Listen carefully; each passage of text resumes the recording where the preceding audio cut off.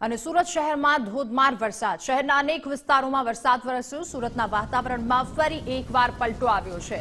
સુરતના અઠવા, મજુરા ગેટ, ઉધના અને રાંદેરમાં વરસાદ તો સુરતના અન્ય વિસ્તાર વરાછા અને સરથાણામાં પણ વરસાદી માહોલ છે।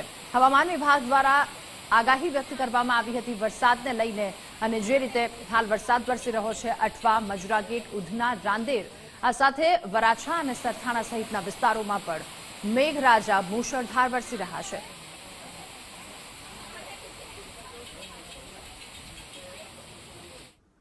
તો સુરતમાં વરસાદના કારણે પાણી ભરાઈ ગયા છે। સર્વિસ રોડ પર પાણી ફરી વળ્યા। મજુરા ગેટ વિસ્તાર કે જ્યાં વરસાદી પાણી ફરી વળ્યા છે।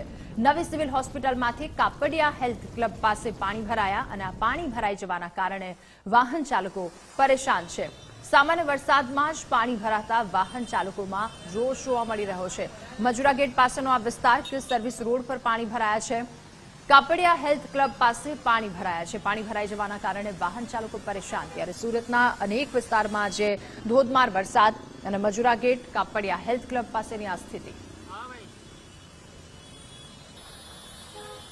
હવામાન વિભાગ તરફથી કરવામાં આવેલી આગાહીના પગલે સુરત શહેરમાં વહેલી સવારથી વાદળછાયા વાતાવરણ વચ્ચે મેઘાની રી-એન્ટ્રી જોવા મળી।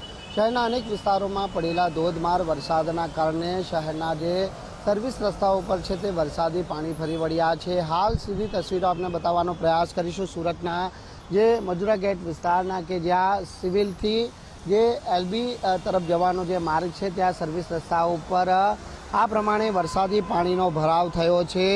માત્ર અડધો કલાકની અંદર પડેલા ભારે વરસાદના કારણે આવા અનેક જે નીચાણવાળા વિસ્તારો છે અને જે નીચાણવાળા જે માર્ગો છે ત્યાં પાણી ભરાવાની સ્થિતિનું આ પ્રમાણે નિર્માણ થયું છે। અને આપ જોઈ શકો છો તેમ કે વાહન ચાલકોને પણ આ પાણીમાંથી પસાર થવા માટે મજબૂર બનવું પડી રહ્યું છે, કારણ કે સવારનો સમય છે અને લોકો નોકરી ધંધાએ જવા માટે નીકળ્યા છે અને વરસાદી પાણી ભરાવાના કારણે ક્યાંક વાહન ચાલકોને સામાન્ય હાલાકીનો સામનો ચોક્કસથી કરવો પડી રહ્યો છે।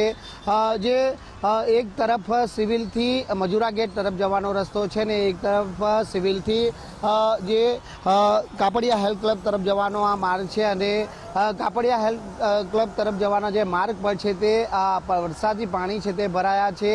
પરંતુ એક વાત ચોક્કસ છે કે સુરત મહાનગરપાલિકા તરફથી દર વર્ષે જે પ્રી મોન્સૂનની કામગીરી કરવામાં આવતી હોય છે, પરંતુ આ કામગીરી માત્ર ને માત્ર કાગળ પૂરતી જોવા મળે છે, કારણ કે જે વરસાદી પાણીનો ત્વરિત ધોરણે નિકાલ થવો જોઈએ તે જોવા નથી મળતો અને તેની પાછળના જે ટેકનિકલ કારણો રજૂ કરી અને સુરત મહાનગરપાલિકાનું તંત્ર હંમેશા છટકબારી કરી લેતું હોય છે।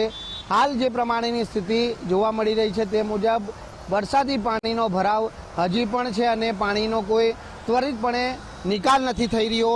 હાલ વરસાદે વિરામ લીધો છે એટલે થોડી ક્ષણો બાદ છે ત્યાં વરસાદી પાણીનો નિકાલ થઈ શકે છે, પરંતુ જે પ્રમાણે હવામાન વિભાગે આગાહી કરી છે તે મુજબ સુરત શહેર દક્ષિણ ગુજરાતમાં હજી પણ વરસાદી માહોલ છે તે મધ્યમથી ભારે રહેવાની પૂરેપૂરી શક્યતા હાલ રહેલી છે। કેમેરામેન અક્ષય વાડેર સાથે રાકેશ બ્રહ્મભટ્ટ, ગુજરાત ફર્સ્ટ, સુરત।